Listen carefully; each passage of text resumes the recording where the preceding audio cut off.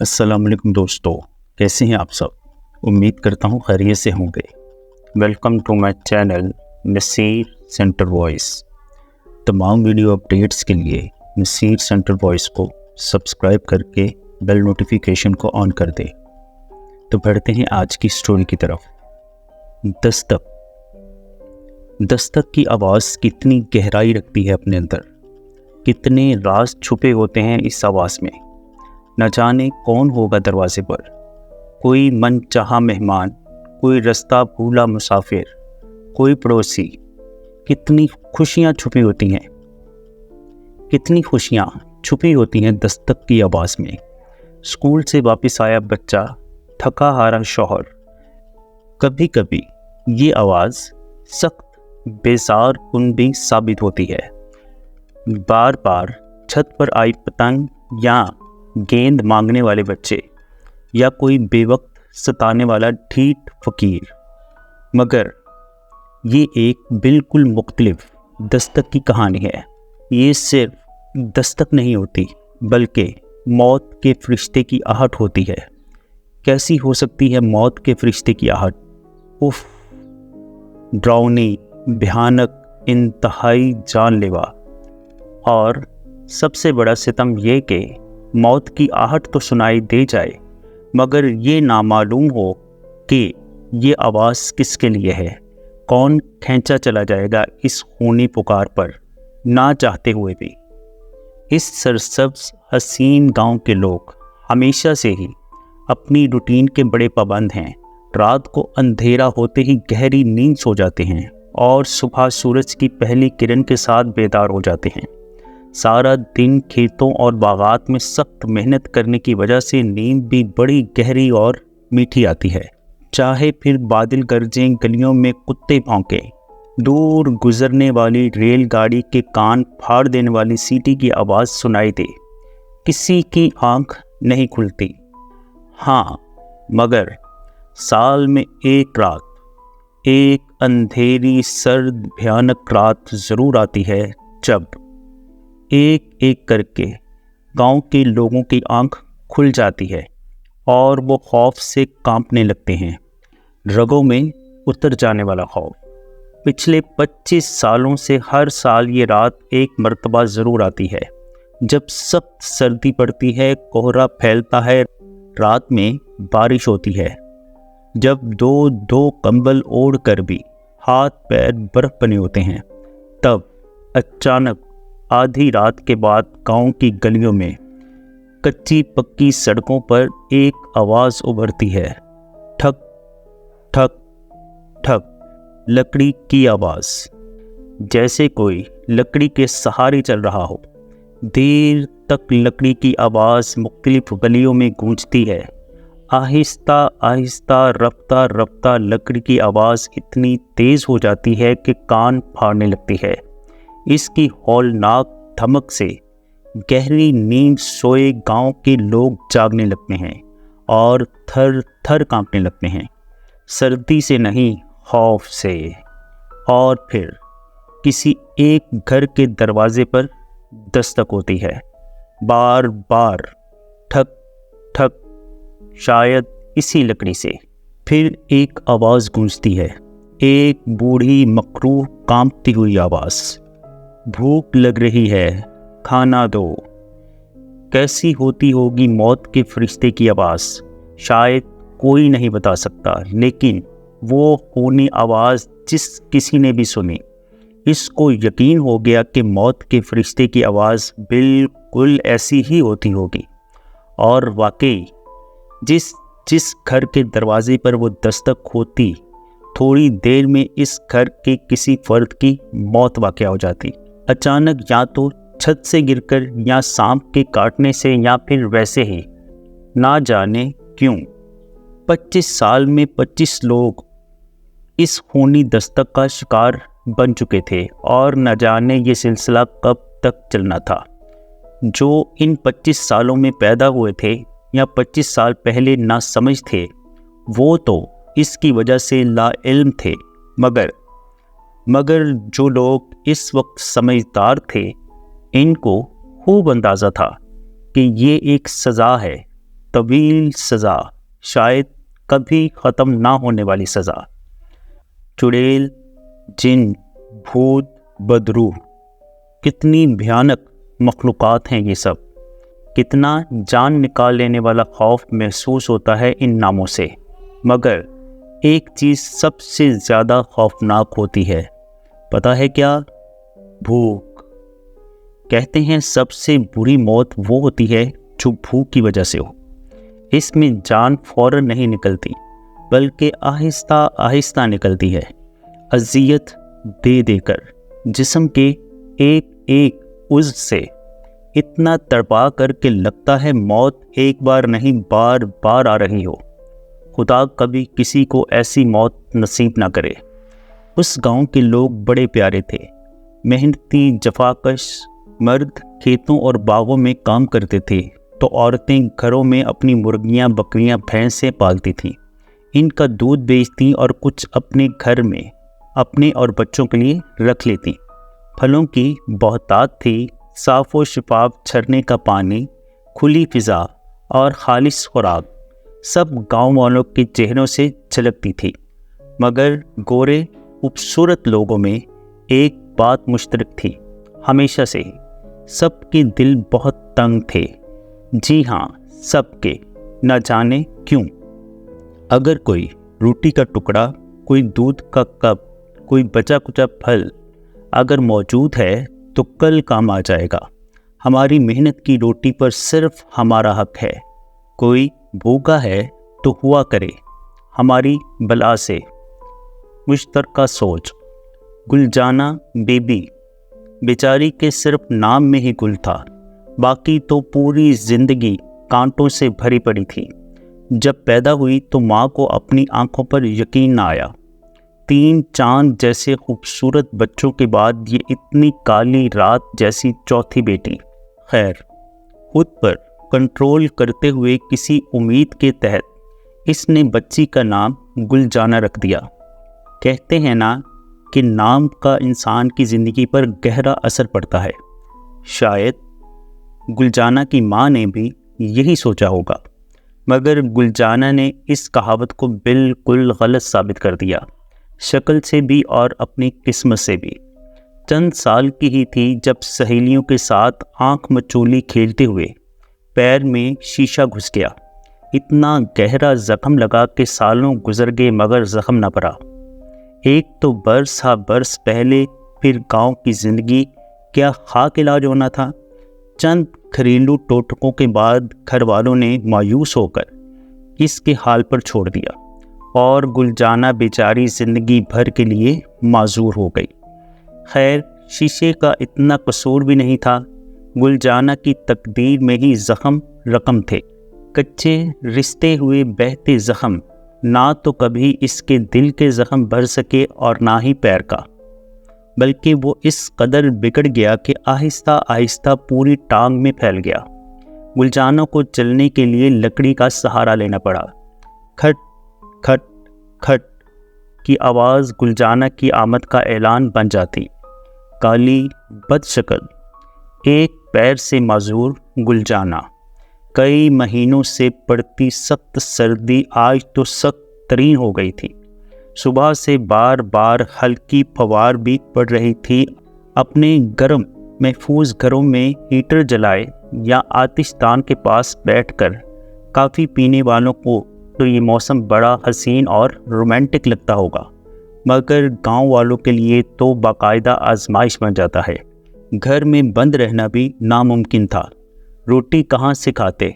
زیادہ سے زیادہ 1-2 دن کے بعد کام پر جانا ناگزیر تھا۔ نور خان نے سارا دن سیب کے باغ میں مزدوری کی۔ گھر لوٹتے ہوئے اس کی جیب میں مزدوری کے تھوڑے پیسے اور ہاتھ میں سیبوں سے بھرا تھیلا تھا۔ کام کرتے ہوئے تو سردی کا احساس اتنا نہیں تھا، مگر اب تو راستہ کاٹنا دشوار لگ رہا تھا۔ شام کا اندھیرا گہرا ہو رہا تھا، ہر طرف سردی کا مخصوص سناٹا پھیلا ہوا تھا۔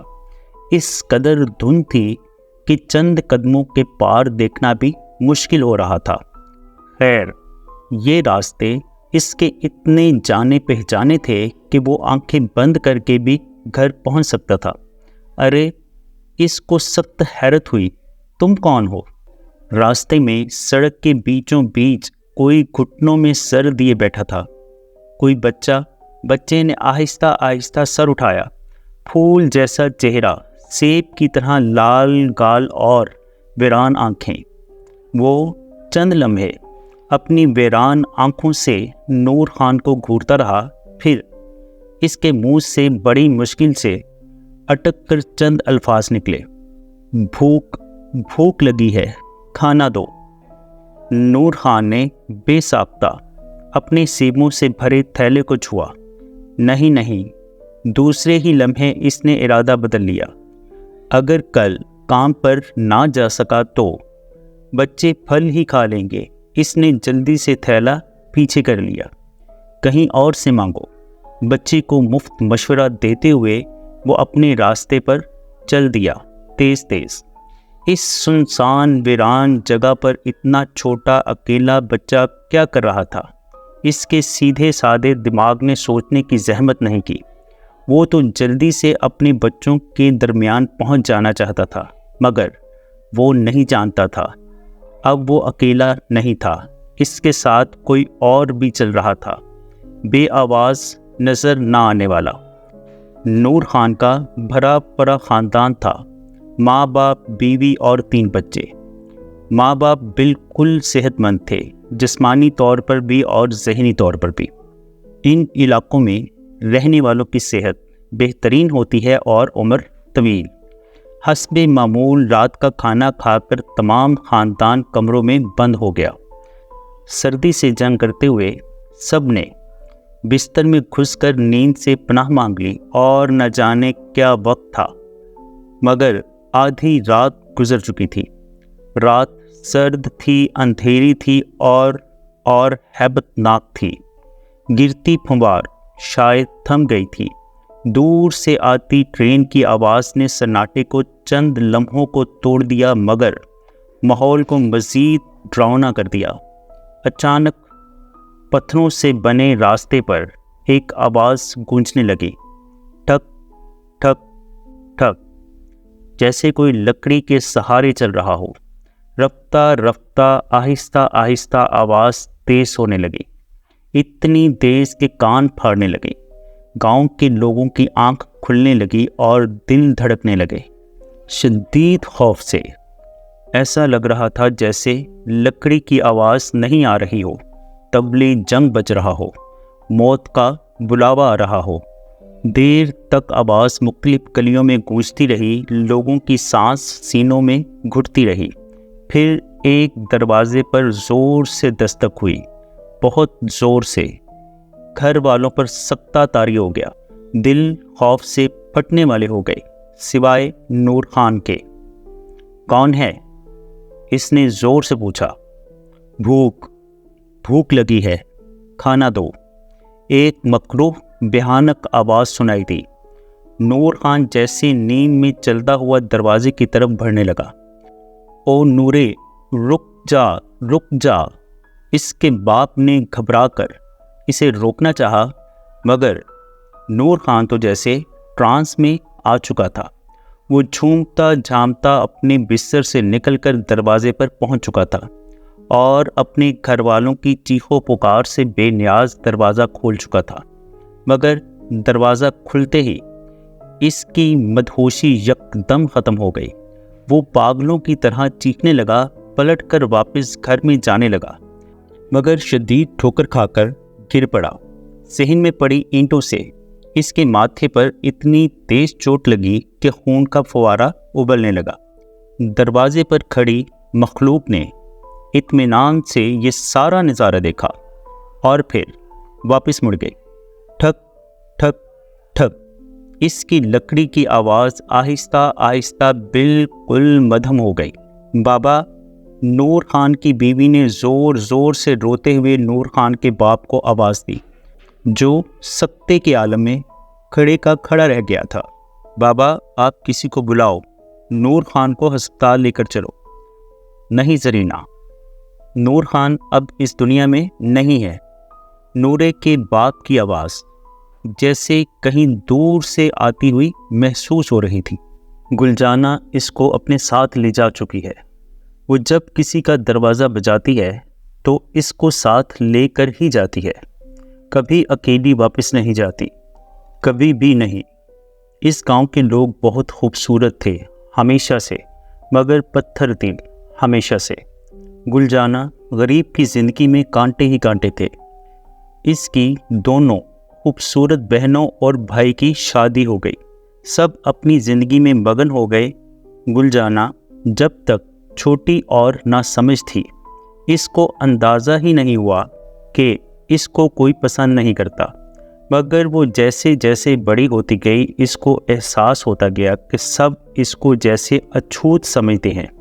جب تک ماں باپ کا سایہ سر پر تھا، دھوپ اتنی کڑی نہیں تھی، مگر جب وہ دونوں دنیا چھوڑ گئے تو جیسے سورج سوا نیزے پر آ گیا۔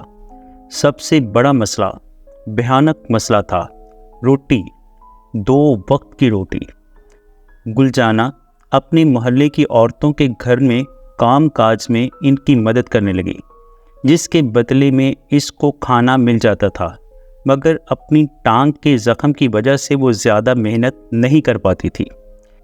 اس نے تو اپنی معذوری کے ساتھ بنا مزاحمت سمجھوتا کر لیا تھا، مگر نہ جانے عورتوں کو کیا پرابلم تھی کہ وہ اس سے نفرت کھانے لگی تھی، اور پیر گھسیٹ کر چلنے کی وجہ سے اس کو ایک مخصوص برے نام سے پکارنے لگی تھی۔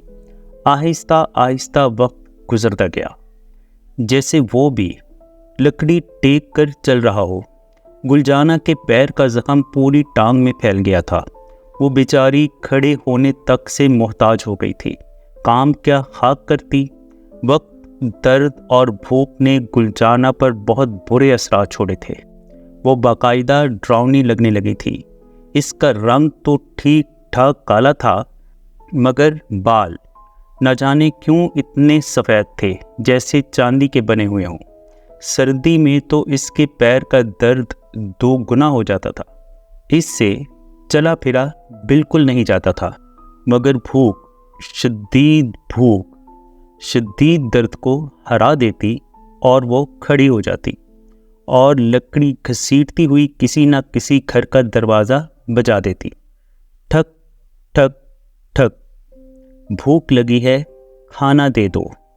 گلجانہ کی دونوں بہنیں اتفاقاً دور بیاہی ہوئی تھیں، ورنہ شاید یہ کہانی نہ بنتی۔ بھائی اس کا سگا تھا، مگر بھابھی غیر اور بدلحاظ۔ اس کو گلجانہ سے چڑ تھی اور اس کی لاٹھی کی آواز سے نفرت۔ وہ سخت وہمی بھی تھی۔